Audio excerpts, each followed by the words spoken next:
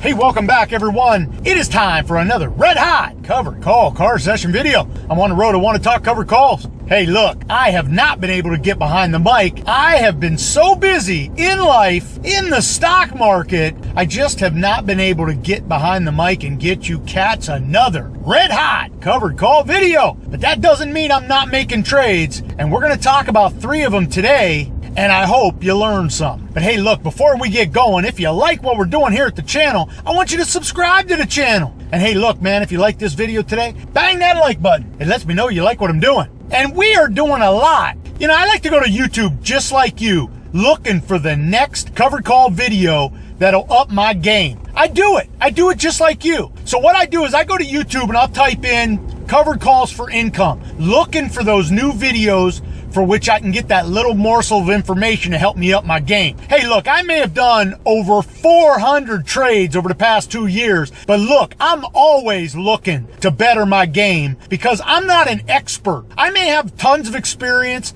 and a lot of success that we talk about here, but that doesn't mean I know everything. I didn't write the encyclopedia on writing covered calls. So I'm out there just like you, trying to find it. I'll go to YouTube and type in covered calls for income, and then I'll click the filter button. And when I click the filter button, I'll click uploaded by date to see if anybody has uploaded recently on the covered call strategy. And you know what's funny? I have. It's me. I'm the only cat that seems to be uploading videos weekly, keeping us in the game. Anyway, if you're watching my videos out there and you create videos, please upload a video because I want to watch them. And hey, look, if it's a good video, I'll mention it to everybody here on this channel because everybody appreciates getting a good video to watch. Let's talk about 3 trades that I think you're going to like, and we'll talk about them and see if you learn something. So trade number 1 is my Amgen trade. If you remember, 30 days ago, I bought Amgen, had sold off a little bit. I wanted to own Amgen, so I picked up some shares. What I decided to do, I wrote an out-of-the-money covered call on Amgen, picking up a little stock appreciation. I picked up $1.27 on a covered call premium, and I picked up $1.32 on dividend capture. This trade was going to make me 5.3% if my shares were taken away. And as you can see, Amgen has now rallied above my strike price of 175. It's now well over 180, and my shares are going to be taken away this Friday. Now look, I've told you cats from the jump that if you're going to be in this game, you have to change your mindset when it comes to having your shares taken away. I know from all the feedback you've given me that one of the biggest fears you have is having your shares taken away. Well, that is a mindset change that you really have to wrap your arms around and really get used to. If your shares are taken away and you've written an out-of-the-money strike, you've made money. You've printed that cash that we've always talked about. Now, my shares are going to be taken away. And in this case, buying back the option and then selling the next covered call will not cover my cost basis add. Remember, I make nothing more than 175 on these shares. So I'm going to let my shares be taken away. I'll be paid 175. I keep all the other money. We look to do it again. That's a win. So I hope if anything, I can help you wrap your head around the idea that having your shares taken away is a good thing. Now look, if you're writing covered calls on a stock that you have 100% gain on and your shares are taken away, yeah, you're going to have to pay capital gains. And in those cases, yes, I get it. You don't want your shares taken away because of tax reasons. Well, I would definitely add that you want to have your exit strategies in place, because if you have a stock for which you have 100% gain or more and you don't want your shares taken away, you're going to have to use an exit strategy so you relieve the obligation. Hey, look, I have multiple stocks that are up 50, 60, 100%. I've owned them for years. I carefully write covered calls on them, deep out of the money covered calls, to just pick up that extra dividend. If you've seen my videos on how I like to use covered calls, doubling my dividends, I like to use those stocks where I'll only get 15 and 20 cent premium, but the likelihood of my shares being taken away is highly unlikely. So in those cases, I make that extra little premium and I bank it as if I was collecting an extra dividend. Now, trade number 2 is my Microsoft trade. Now, Microsoft, I love writing weeklies. And if you've been watching my videos, you know I love writing a 1 week covered call 50 cents, one deviation out of the current stock price. So say, for example, Microsoft's selling for 101.50. Well, I'll write a this Friday, a 5-day trade, 102, and try to collect 50 or 60 cents. See, look, if I could collect that 1% per week on Microsoft, then look, I am absolutely killing the market, because if I can do this 25 times a year or 35 times a year, look, I'm knocking down 35%. I'm beating the market hand over fist.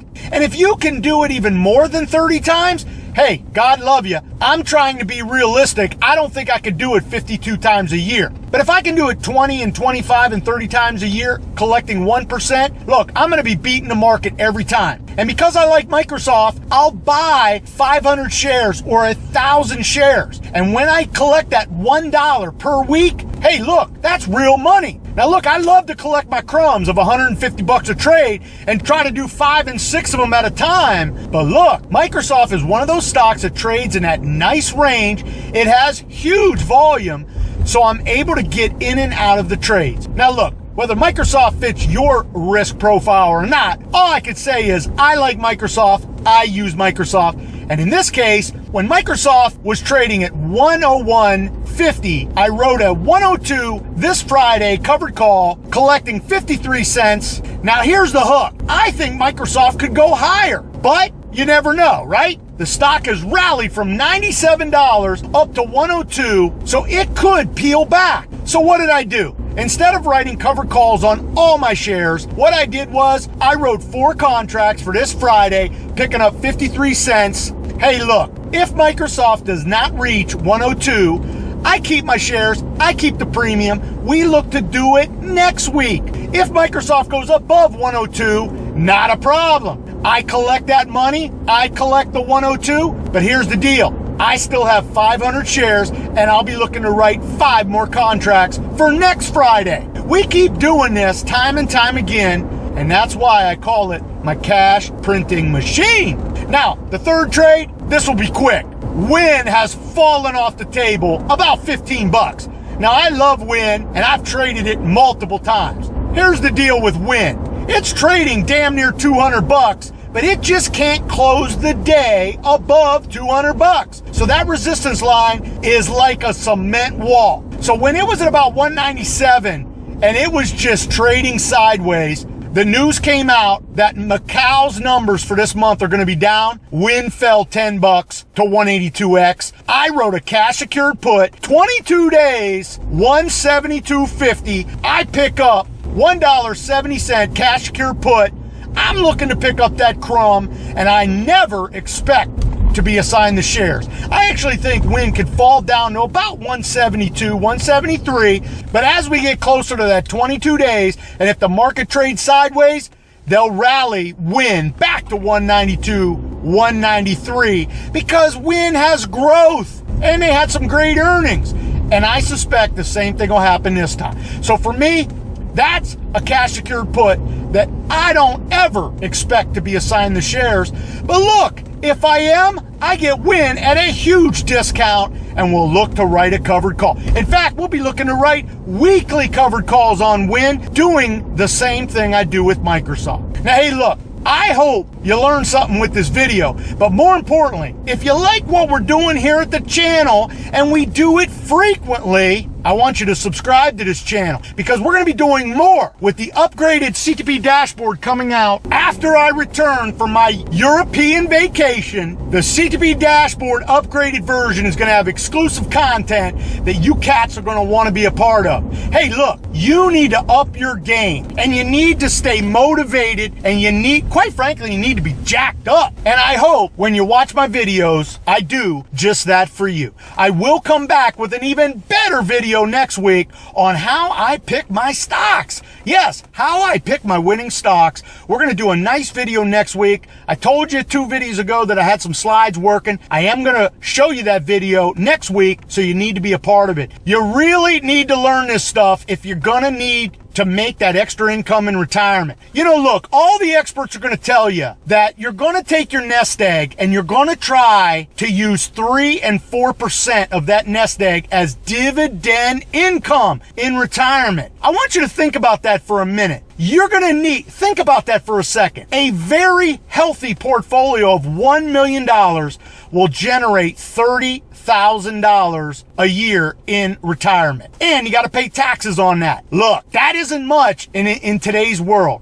So you're going to need to be able to generate extra income in retirement using part of that portfolio to make $2,000 and $3,000 and $4,000 in extra income in retirement. You can do it. Look, even the guru will tell you he can make 10 G's on 300K. Now, I haven't been able to do that, but I will tell you this. You can have success generating $2,500 to $3,000 consistently without much heavy lifting. You just have to learn. And if you watch my videos and stick with me, I promise you're going to learn something. Hey, look, I hope you enjoyed this video. And if you did, man, bang that like button. And hey, look, until next time, I hope all your covered calls are profitable. All I see is signs. All I see is dollar signs.